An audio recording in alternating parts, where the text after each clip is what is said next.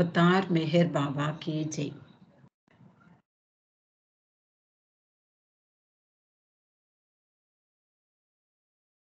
మెహర్ ప్రేమిక లోకంలో మధుసూదన్ గురించి వినని వాళ్ళు ఉండరు.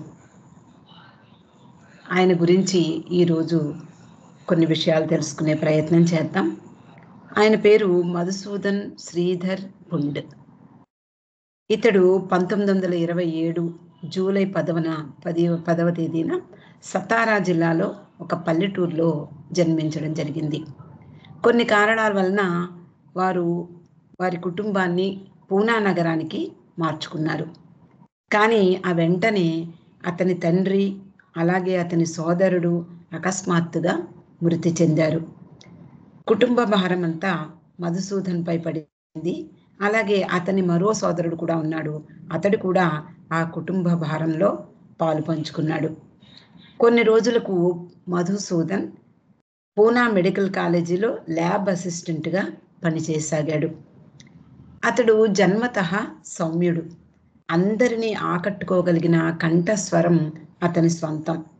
అలాగే కవిత్వం కూడా వ్రాసి పాడుతూ ఉండేవాడు. స్వరకల్పన కూడా చేయగలిగినవాడు. 1948లో కొందరు స్నేహితుల ద్వారా మెహర్ బాబా గురించి తెలుసుకుని 1949 ఆగస్టు 21వ తేదీన బాబాను తొలిసారి కలుసుకున్నాడు. అతడు బాబా పరిధిలోకి ఎలా వచ్చాడు, అలాగే బాబా తొలిసారి దర్శనం ఎలా చేసుకున్నాడు, ఈ విషయాలన్నీ కూడా ఆయన వ్రాసినటువంటి కథనం కరుణామయుడు అనే పుస్తకంలో కృష్ణారావు గారు పంతులు గారు తెలుగులోకి అనువదించినటువంటి విషయాలు ఇప్పుడు తెలుసుకుందాం.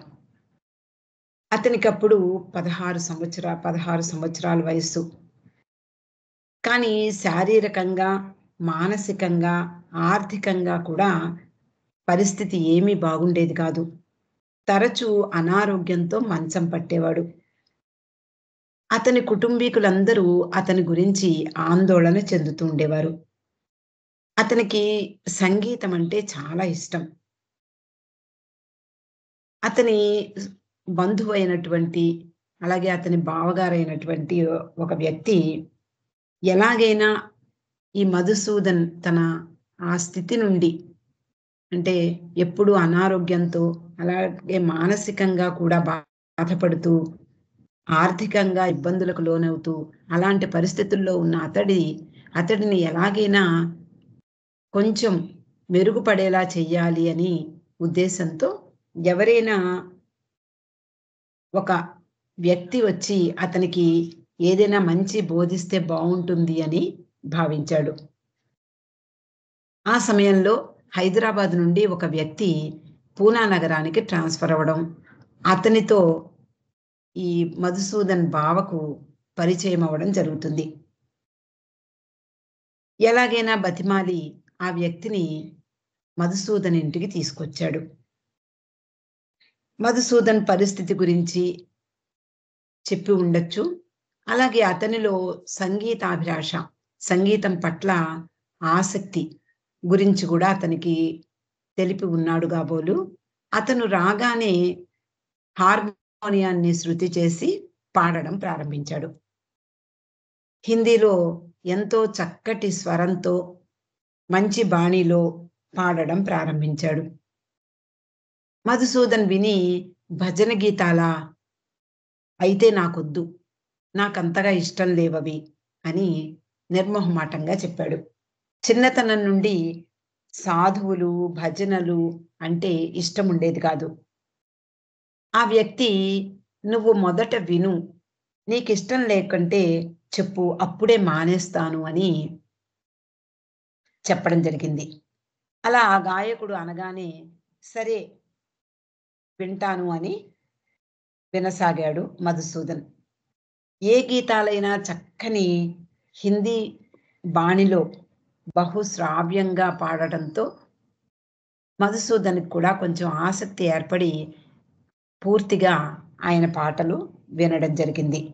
అలా ఆ కొత్త వ్యక్తితో స్నేహం చేశాడు. అతని వద్దకు వెడుతూ వస్తూ ఉండేవాడు మధుసూదన్. ఒకరోజు అతడు మధుసూదన్‌ని కూడా కొన్ని పాటలు పాడు అని చెప్పి అడుగుతాడు. మధుసూదన్ నాకసలు ఏ పాటలు రావు. నాకు సంగీతం అంటే ఇష్టమే కానీ నేను పాటలు నేర్చుకోలేదు అని చెప్తాడు. అలా కాదు, నువ్వు నాతో కలిసి పాడు అవే వస్తాయి అని అతడు చెప్పాడు. ఇలా అతనితో పాడడం ప్రారంభించాడు మధుసూదన్.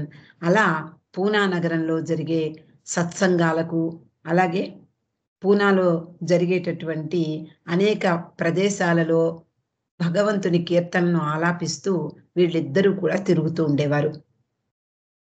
ఒకసారి పూనాలో క్యాంప్ అనే ప్రదేశంలో ఒకనాడు ఒక ప్రార్థనా సమావేశం జరిగింది.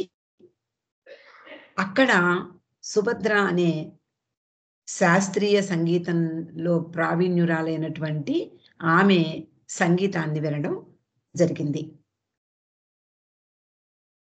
ఆమె పాడితే మళ్ళీ మళ్ళీ వినాలనిపించేటటువంటి గొప్ప స్వరం ఆమెది. అలా బాబా యొక్క 54వ పుట్టినరోజు పండుగను పూనాలో గాడేకర్ ఇంటి వద్ద చక్కగా అత్యంత వైభవంగా జరగడం ప్రారంభమైంది. అక్కడికి వీళ్ళిద్దరూ కూడా పాడడానికి వెళ్లారు. అప్పటికి మధుసూదన్‌కి బాబా ఎవరో తెలియదు. బాబా గురించి కూడా వినలేదు. అక్కడ సుమారు 500 మంది వేచి ఉన్నారు. వాళ్ళందరిలో మధుసూదన్ కూడా మధ్యలో కూర్చుని ఉన్నాడు. ఇతని స్నేహితుడైనటువంటి గాయకుడు కొన్ని గీతాలను, సంకీర్తనలను పాడాడు. అలా పాడిన తర్వాత నా స్నేహితుడైన మధుసూదన్ కూడా మీ ముందు పాడతాడు అని ఆ సమావేశంలో ప్రకటించాడు. ఇక మధుసూదన్‌కి భయం వేసింది. ఎందుకు అంటే తనకి నిజానికి పాటలు రావు. కేవలము తన స్నేహితునితో కలిసి పాడడం అనేది అలవాటైంది. ఈ సభా సమక్షంలో ఇలా ప్రకటించడం వలన ఇంక పాడను అంటే బాగుండదు అని వెళ్ళి ఒక పాట పాడి వస్తాను అని పాడతాడు. ఆ పాట వినగానే అక్కడ వాళ్ళందరూ కూడా ఎంతో సంతోషంతో చాలా బాగుంది, మరో పాట పాడు అని అడిగారు. అయితే మరొక పాట పాడాడు. ఈ 2 పాటలు మాత్రమే అతనికి వచ్చు. అదేనా నేర్చుకుంటే వచ్చినవి కావు. అతని తల్లి ప్రతిరోజు ఈ సంకీర్తనలు పాడుకునేదట.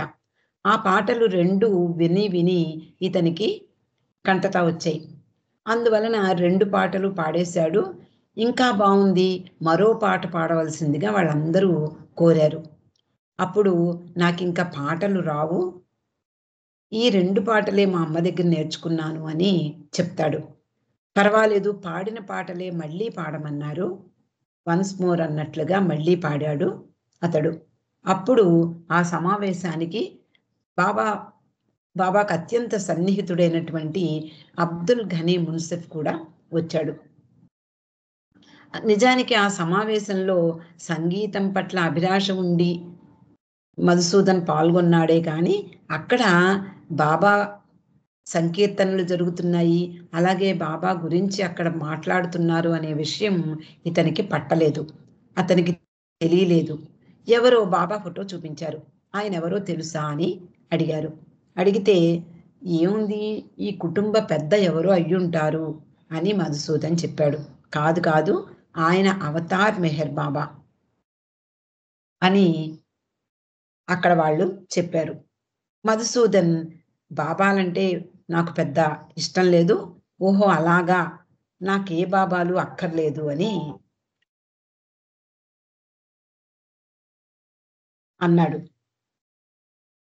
అయితే అతడు నువ్వు అలా అనొద్దు, నువ్వు ఆయనను చూచి తీరాలి అని అడిగినప్పుడు మధుసూదన్ ఎందుకు చూడాలి, నాకేమిటి అవసరం అని అడిగాడు. అలా కాదు, నువ్వు చూస్తే ఆయనను చూడగానే నీకు ఇష్టం ఏర్పడుతుంది, తప్పక ఇష్టపడతావు, దయచేసి తప్పకుండా చూడాలి అని అతడు మళ్ళీ మళ్ళీ కోరాడు. సరే ఆలోచిస్తాను అంటూ ఇతడు తప్పించుకో ప్రయత్నం చేశాడు. అంతేకాకుండా వాళ్ళు అలా కాదు, ఈరోజు మేము టికెట్లు బుక్ చేసుకుంటున్నాం. ఆదివారం మేమంతా కూడా బాబా దర్శనానికి వెడుతున్నాం. నువ్వు కూడా రావాలి అని వాళ్ళందరూ చెప్పడంతో సరే ప్రయత్నిస్తాను అని చెప్పి అతడు వెళ్ళిపోతాడు మధుసూదన్. సరే మర్నాడు బాబా దర్శనానికి వెళ్ళాలి. ఆ రోజు రాత్రి అంటే ముందు రోజు రాత్రి నిద్రలో మధుసూదన్‌కి ఒక కల వచ్చింది. ఆ కల అతని జీవితంలో ఒక ప్రధానమైనటువంటి సంఘటనగా మారిపోయింది. ఒక పెద్ద మలుపు తిరిగింది ఆ కల వల్ల. ఈ కల గురించి ఇక్కడ మధుసూదన్ చెప్తున్నాడు. ఆ కల ఏమిటి అంటే, ఆ కలలో అతడు ఎక్కడికో షికారుగా వెడుతున్నాడు. అలా వెళ్ళగా వెళ్ళగా ఒక పాలరాతి దేవాలయం కనిపించింది. చాలా అందంగా ఉందది. ఆ దేవాలయంలో చిన్న చిన్న మరికొన్ని పాలరాతి దేవాలయాలు కూడా కనిపించాయి. అక్కడ ఎంతోమంది ఉపన్యాసాలు ఇస్తున్నారు. అలాగే భజనలు జరుగుతున్నాయి. కీర్తనలు ఆలాపిస్తున్నారు. చాలా హడావిడిగా ఉంది. అక్కడ వాళ్ళందరూ కూడా తెల్లని ధరించారట. ఇదంతా కలలో అతడు అనుభవించేటటువంటి ఆ కల గురించి చెప్తున్నారు. ఈ దేవాలయం లోపలికి వెళ్లి చూడగా అక్కడ కొంతమంది వృద్ధులైనటువంటి స్త్రీలు హిందీలో మాట్లాడుకుంటున్నారు. ఒక వృద్ధురాలు ఈ మధుసూదన్ దగ్గరికి వచ్చి, "నీకేం కావాలి నాయనా" అని అడిగింది. అతడు అనుకోకుండా, "దేవుడెక్కడుంటాడో మీకు తెలుసా?" అని అడుగుతాడు. ఆ స్త్రీ, "ఏ దేవుణ్ణి చూడాలనుందా?" అని అడిగింది. అప్పుడు మధుసూదన్, "అవును, నాకు చూడాలనుంది. సాధ్యమవుతుందా?" అని అడిగాడు. "సాధ్యమవుతుంది. కానీ ఒక షరతు ఉంది. ఏమిటి అంటే, నువ్వు ఆయనను దర్శనం చేసుకున్న తర్వాత ఇంక వెనక్కి పోలేవు. అందువలన ఈ విషయంలో నీ తల్లిదండ్రుల యొక్క అనుమతిని కోరిరా" అని చెప్పి ఆ వృద్ధురాలైన స్త్రీ మధుసూదన్ని పంపించి వేస్తుంది. అలా ఆవిడ చెప్పగానే మధుసూదన్ ఇంటికి వచ్చి తన తల్లిని అనుమతి వేడతాడు. తల్లితో ఈ విషయం చెప్పేటప్పటికి తల్లి, "అయ్యో! ఎంత వెర్రివాడవు. ఇటువంటి సదవకాశం ఎందుకు విడిచి వచ్చావు?" అని మందలించింది. వెంటనే మళ్ళీ తిరిగి అతడు ఆ కలలోనే ఆ పాలరాతి దేవాలయం దగ్గరికి వెళ్ళిపోతాడు. అక్కడ మళ్ళీ ఆ వృద్ధ వనిత కనిపిస్తుంది. దేవుడుండే చోటు చెప్పమని ఆమెను కోరతాడు. ఆమె కొన్ని గుర్తులు చెప్పింది. దాన్ని బట్టి ఇతడు ప్రయాణమై వెడుతూ ఉంటాడు. అక్కడ వెళ్ళగా వెళ్ళగా ఒక అతి పెద్ద, చాలా అందమైనటువంటి ఒక సరస్సు, బహుశా అది సముద్రమే అయ్యుంటుందేమో అని అంటున్నాడు. అలాంటి రంగురంగుల రాళ్లతో కూడినటువంటి అతి సుందరమైనటువంటి సరస్సు కనిపించింది. వెంటనే ఆ నీటిలోకి దూకి ఈదడం మొదలుపెడతాడు మధుసూదన్. అతడు చెప్తున్నాడు, "కలలో ఈదాను కానీ నిజానికి నాకు ఈత రాదు." అలా నీటి లోపల ఈదుతూ వెళ్ళగా ఒకచోట ఒక భూమి అంటే ఒక మైదానం ప్రాంతం అనేది వచ్చింది. అక్కడ కొంచెం ఎత్తుగా ఉంది. ఆ భూ ప్రదేశం పైన ఒక అద్భుతమైనటువంటి, సుందరమైనటువంటి మూర్తి కనిపించింది మధుసూదన్‌కి. అతడు చాలా అపూర్వమైనటువంటి వ్యక్తిగా, ఆజానుబాహుడై ఎంతో దివ్య తేజస్సుతో వెలిగిపోతున్నాడు. అప్పుడు ఆ వ్యక్తి, "ఓ వెర్రివాడా, నా కోసం ఎక్కడ వెతుకుతున్నావు?" అన్నాడు. అంటే ఇలా ఎవరో నేను పంపించగా వచ్చాను. ఇలా వాళ్ళు చెప్పినటువంటి గుర్తుల ప్రకారం నేనిక్కడికి వచ్చి భగవంతుడిని వెతుకుతున్నాను అని మధుసూదన్ సమాధానం చెప్తాడు. అయితే నన్ను అనుసరించు అన్నట్లుగా ఆ వ్యక్తి సైగ చేశాడు. అప్పుడు మధుసూదన్ ఆ దివ్యమైనటువంటి వ్యక్తిని వెంబడించి కొంత దూరం వెళ్ళాడు.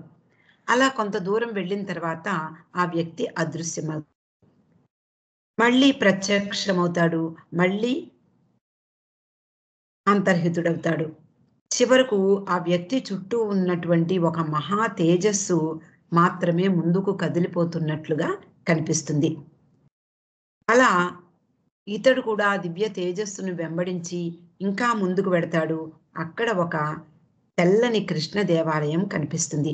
అక్కడ వేణువు ధరించినటువంటి నల్లని కృష్ణుని విగ్రహం కనిపిస్తుంది. అక్కడంతా ఎవ్వరూ ఉండరు. నిర్మానుష్యంగా ఉంటుంది. ఈ కృష్ణుని విగ్రహం చుట్టూ తన తాను దర్శించినటువంటి దివ్య తేజస్సు అంటే ఆరా అంటాం. అది తిరుగుతూ ఉంటుంది.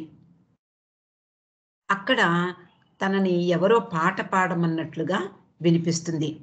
వెంటనే మధుసూదన్ ఒక ప్రార్థనా గీతాన్ని ఆలపిస్తా ఉంటాడు. అలా ఆలపిస్తూ ఉండగానే గట్టిగా ఎవరో అరుస్తూ కుదుపుతున్నట్లుగా కనిపిస్తుంది. వెంటనే అతనికి మెలకువ వస్తుంది. కళ్ళు తెరిచి చూడగా అతని సోదరుడు అతన్ని లేపుతున్నాడు. "ఏమిటి నీకేమైంది? ఎందుకలా కలవరిస్తున్నావు? బానే ఉన్నావా? నువ్వు ఎక్కడికో వెళ్ళాలన్నావు కదా! ఇప్పుడు తెల్లవారుజామున 4 గంటలయింది. అహమ్మద్‌నగర్ వెళ్ళాలి అని చెప్పావు. నీ కొరకు ఎవరో వచ్చి వేచి ఉన్నారు. కాబట్టి నువ్వు త్వరగా తయారై వెళ్ళు" అని అతని సోదరుడు చెప్తాడు. వెంటనే ఇతనికి మెలకువ రాగానే అతడు ఆ కలలో నుండి అకస్మాత్తుగా రావడం వలన ఎక్కడ ఉన్నాడో కొన్ని క్షణాలు అర్థం కాలేదు. తీరా మెలకువ వచ్చిన తర్వాత అది కల అని అర్థమైనా కూడా ఎంతో ఆనందం కలిగింది. అంతటి గొప్ప కల వచ్చి అతడు నిజానికి ఆ కలలో నుండి ఇంకా బయటికి రాలేక ఎంతో ఆనందాన్ని అనుభవిస్తూ ఉన్నాడు. సరే ఎవరో వచ్చారని తెలియగానే అతడు వెంటనే రెడీ అయ్యి అతనితో కలిసి అందరూ అంటే 8 మంది కలిసి అహమ్మద్‌నగర్ వెడతారు. వాళ్ళందరూ కూడా అహమ్మద్‌నగర్‌లోని బాబా సెక్రటరీ ఆఫీస్ అంటే ఆది కే ఇరానీ ఆఫీస్ దగ్గరికి వెడతారు. అవతార్ మెహర్ బాబా సెక్రటరీగా అతన్ని మధుసూదన్‌కి పరిచయం చేస్తారు. అతన్ని చూస్తే ఒక గొప్ప యువరాజులా ఉన్నట్ట.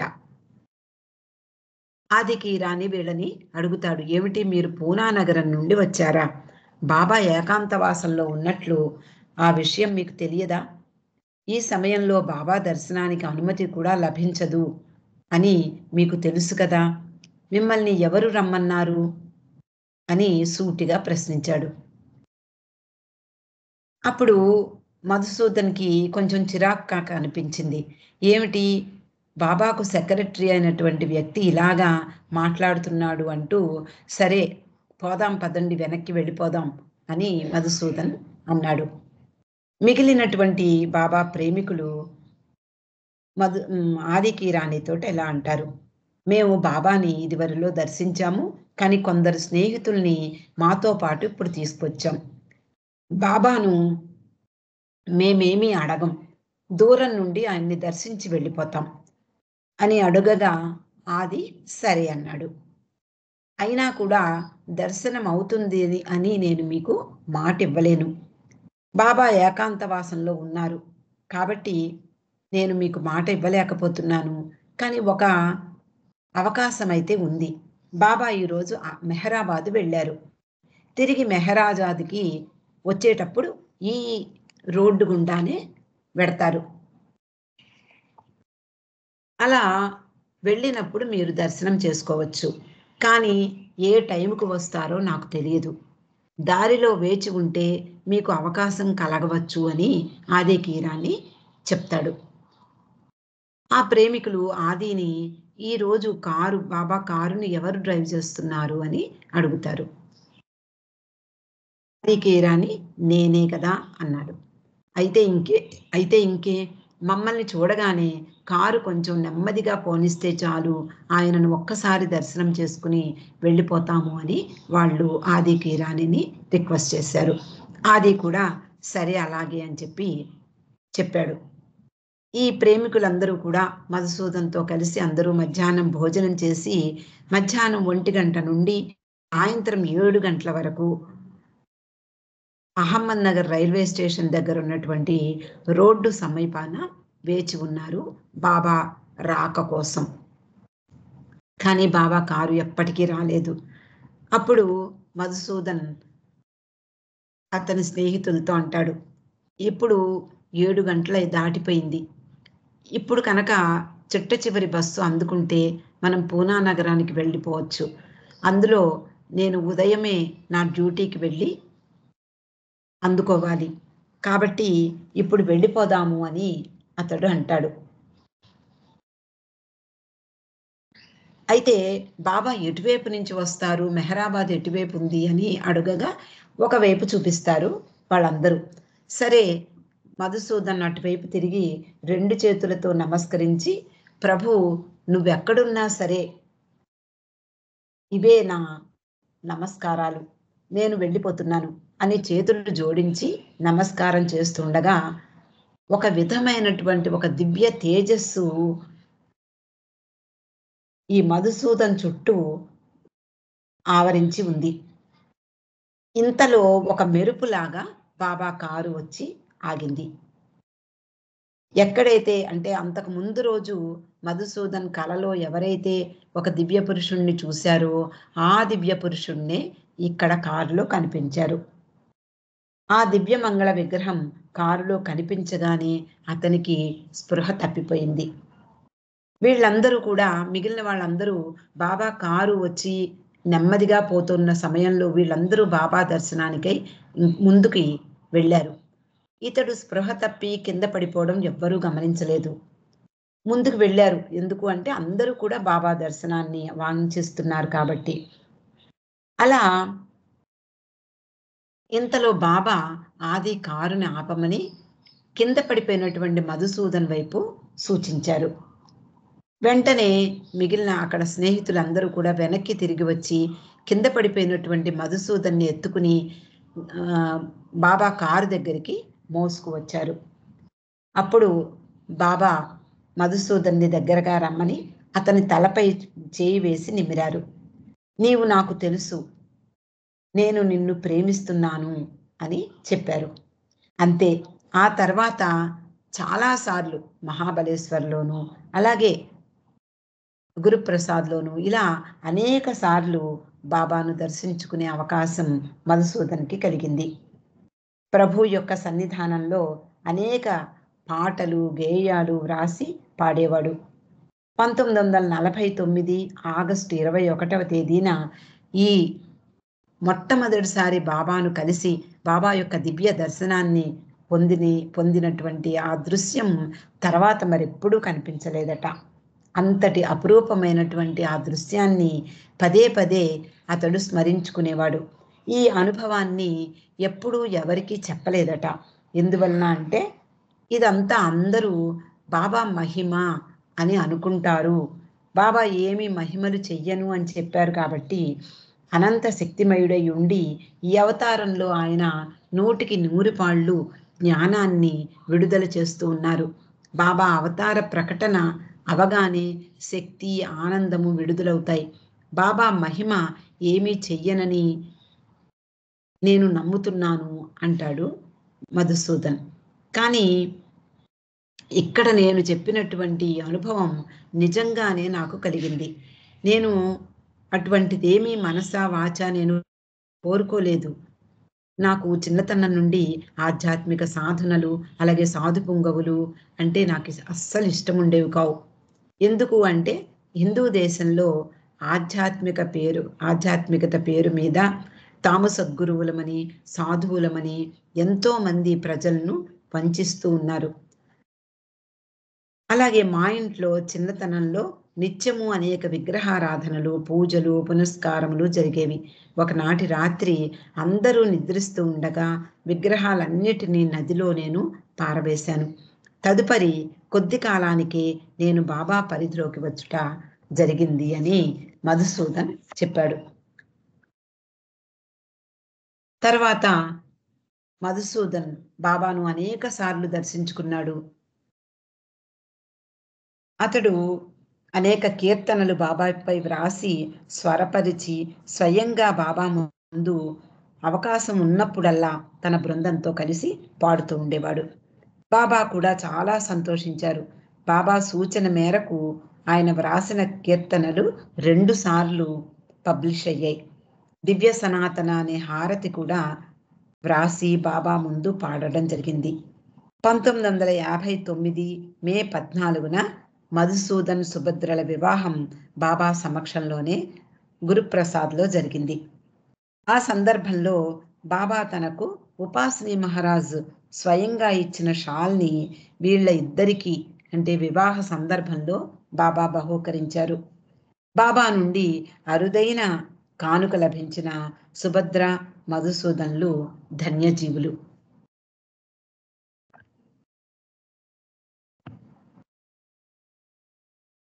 అయితే ఇంకా కొన్ని విషయాలు మనకి లార్డ్ మెహర్ ద్వారా కొన్ని విషయాలు తెలుస్తాయి. దాన్ని ఒక్కసారి చూద్దాం.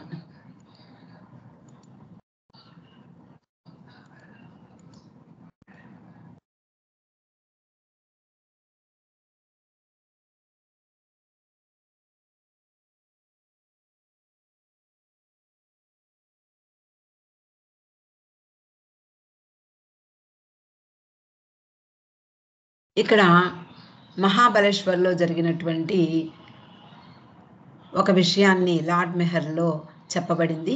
అదేమిటి అంటే, ఆ రోజుల్లో పూనా భజన గ్రూపు అని ప్రారంభమైంది. అంటే అందులో మధుసూదను, నరేంద్ర తాడే వీళ్ళందరూ కూడా పాల్గొనేవారు. బాబా పట్ల ఎంతో ప్రేమను, విశ్వాసంతో వాళ్ళు భజనలు, అలాగే వారం వారం పూనాలో ఒక ప్రదేశంలో వాళ్ళందరూ సమావేశమై బాబా పట్ల తమ ప్రేమను వ్యక్తం చేస్తూ ఉండేవారు. ఒకసారి బాబా ఈ పూనా భజన బృందాన్ని మహాబలేశ్వరికి ఆహ్వానించారు. అది మెహ్రా బర్త్‌డే. అంటే ఆ రోజు క్రిస్మస్ కూడా అయింది. ఆ రోజు మెహ్రా బర్త్‌డే సందర్భంగా వీళ్ళ యొక్క కార్యక్రమాన్ని ఏర్పాటు చేశారు బాబా. దీనికి ముందు ఖాక్ సాహెబ్ ఇతడు బాబాకు అత్యంత సన్నిహితుడు. చాలా చాలా సంవత్సరాలు అంటే మంజిలీ మీం రోజుల నుండి అనేక సంవత్సరాలు అంటే 1949 వరకు అతడు బాబాతోటే నివసించాడు మెహరాబాద్‌లో. బాబా నవజీవనానికి వెడుతూ ఉండగా అతడు పూనా తన కుటుంబంతో సహా వచ్చేస్తాడు. ఆ ఖాక్ సాహెబ్ బాబాని గురించి ఒక గొప్ప ఖవ్వాలి బహుశా గజల్ అనుకుంటాను. అది రాసి హాడేకు ఇస్తాడు. మీకు కనుక అంటే పూనా భజన మండలి బాబా సమక్షంలో గానం చేయడానికై మహాబలేశ్వర్ వెడుతున్న విషయం తెలిసి అతడు థాడేకి తాను రాసినటువంటి ఈ గీతాన్ని ఇస్తాడు. మీకు అవకాశం కనుక వస్తే ఈ గీతాన్ని బాబా ముందు పాడవలసిందిగా వాళ్ళకి చెప్తాడు. తర్వాత 2, 3 రోజులకే ఖాక్ సాహెబ్ పూనాలో 64వ సంవత్సరంలో అతడు మరణించడం జరుగుతుంది.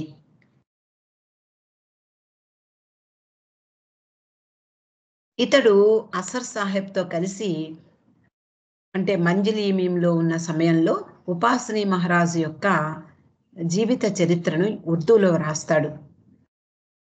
అలాగే బాబాతో అనేక సంవత్సరాలు టోకాలోను, బెంగుళూరులోను, మెహ్రాబాద్‌లోను బాబాతో పాటు నివసించినటువంటి అత్యంత సన్నిహిత ప్రేమికుడు. అలాగే అతని వయస్సు కారణంగా నవజీవనంలో పాల్గొనలేక పూనాకి వచ్చేస్తాడు. ఈ ఘని ఖాక్ సాహెబ్ రచించినటువంటి ఈ పాటను చదువుతాడు. అతడు కూడా ఈ పాటను ఈ బాబా ముందు పాడవలసిందిగా కోరతాడు ఈ భజన బృందాన్ని. తర్వాత వీళ్ళందరూ బాబాని కలుసుకోవడం జరుగుతుంది. నవజీవనంలో ఉన్న సమయంలో బాబా తన సన్నిహిత కుటుంబాల వాళ్ళు, అలాగే తన సన్నిహితుల గురించినటువంటి వార్తలు ఆయనకేమీ చెప్పకూడదనే నియమం ఉంది. కాబట్టి ఖాక్ సాహెబ్ మరణ వార్తను బాబాకు ఎలా చేరవేయాలా అని వీళ్ళందరూ ఆలోచిస్తూ ఉంటారు. అది మెహ్రా బర్త్‌డే కాబట్టి వాళ్ళందరూ మెహ్రా బర్త్‌డే కోసం బాబా ఏర్పాటు చేసినటువంటి ఈ సమావేశంలో పాల్గొని బాబా ముందు తమకు బాబా కీర్తనలు పాడడానికి ప్రారంభిస్తారు. బాబా వాళ్ళు పాడేటటువంటి భజనలను, గజల్స్‌ని అన్నీ కొంతసేపు వింటారు. తర్వాత ఇవి ఈ పాటల్ని బాబా స్త్రీ మండలి వాళ్ళు కూడా మరొక అంటే పక్కనే ఉన్నటువంటి కర్టెన్ వెనకాతల కూర్చుని పాడుతూ ఉంటారు. అలాగే గాడేకర్ ఎలాగైనా బాబాకు కాక్ సాహెబ్ గురించిన వార్తను చెప్పాలి అని అనుకుంటాడు. వెంటనే మధుసూదన్ని సైగ చేస్తే మధుసూదన్ ఆ పాటను పాడడం ప్రారంభిస్తాడు. అలా కొంతసేపు పాడగానే బాబా ఆగమంటారు. ఆగి సైగ చేస్తారు. అతడు నా దగ్గరికి వచ్చేసాడు అనేటటువంటి సైగ వీళ్ళకి అర్థమవుతుంది. అంటే బాబా ఆ సమయంలో ఎక్కడో కొంతసేపు ఉన్నారు అనేటటువంటి విషయం తెలుస్తుంది. అక్కడ లేరు అనే విషయం తెలిసి అంటే అంటే ఆయన మిగిలిన అంటే ఈ భూమికల్లో వర్క్ చేస్తూ ఉండేవారు ఎప్పుడూ కూడా. అలా ఆయన ఇక్కడ ఆబ్సెంట్ అయ్యారు అనే విషయం వీళ్ళు గ్రహించి వాళ్ళు కామ్‌గా ఉండిపోతారు. కొంతసేపటికి ఆయన మళ్ళీ తిరిగి వచ్చాను అన్నట్లుగా వీళ్ళకి సైగ చేసి గీతాన్ని కంటిన్యూ చేయమంటారు. అయితే బాబా కాక్ సాహెబ్ గురించి చెప్పకపోయినా ఈ పూనా భజన మండలి పాడినటువంటి పాటల వలన ఆహ్, అతడు నా దగ్గరికి చేరుకున్నాడు అనేటటువంటి సైగను వీళ్ళు అర్థం చేసుకుని, మళ్ళీ మధుసూదన్ ఆ గీతాన్ని ప్రారంభిస్తాడు. ఆ గీతాన్ని పాడి ముగిస్తాడు. అప్పుడు ఎవరు రాశారు ఈ పాటని బాబా అడుగుతారు. గాడేకర్ కాక్ సాహెబ్ బాబా అని చెప్తాడు. అయితే ఎప్పుడు రాశాడు అని కూడా బాబా అడుగుతారు. కొద్ది రోజుల ముందే ఆయన చనిపోవడానికి కొద్ది రోజుల ముందే రాశాడు అని అంటే ఈ విధంగా బాబాకు ఆ కాక్ సాహెబ్ మరణ వార్తను తెలియజేయడం జరుగుతుంది. ఇలా మధుసూదన్ పుండ్ ఇతడు బాబాకు అత్యంత సన్నిహితులైనటువంటి శిష్యుల్లో ఒకడు. అనేక కీర్తనలు ఇప్పుడు కూడా మనము నిత్యము పాడుకుంటూ ఉంటాము, వింటూ ఉంటాము. ఇలాంటి అద్భుతమైనటువంటి ఒక బాబా ప్రేమికుడైనటువంటి ఆ మధుసూదన్ పుండు గురించినటువంటి విషయాలు ఈరోజు తెలుసుకునే అవకాశం మనందరికీ దొరికినందుకు బాబా కృతజ్ఞతలు తెలుపుతూ అవతార్ మెహర్ బాబాకి జై.